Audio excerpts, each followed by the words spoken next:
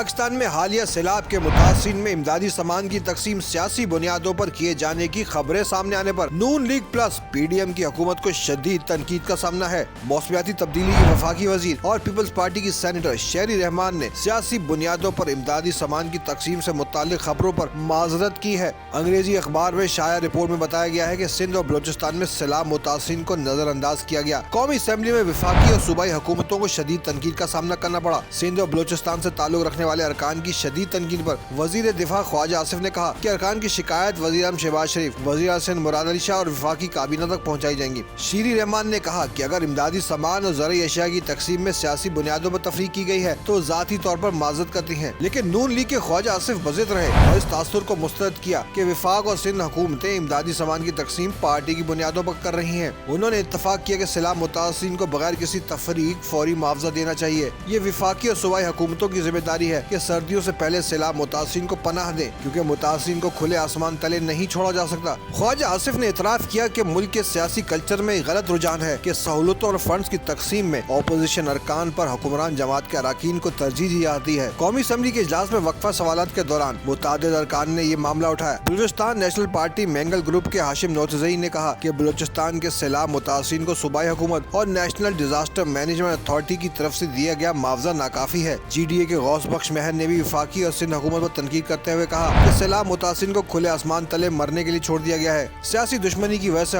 حکومت سندھ نے ان کے حلقے شکارپور میں سیلاب متاثرین کو کوئی امدادی سامان نہیں دیا۔ وزیر دفاع خواجہ آصف اور ان کی جماعت مسلم لیگ نون کو یہ معاملہ صوبائی حکومت کے سامنے رکھنا چاہیے، جہاں ان کی اتحادی جماعت پاکستان پیپلز پارٹی کی حکومت ہے۔ سینیٹر شہری رحمان نے بھی غوث بخش مہر کو یقین دلایا کہ حکومت ان کی شکایت کا ازالہ کرے گی۔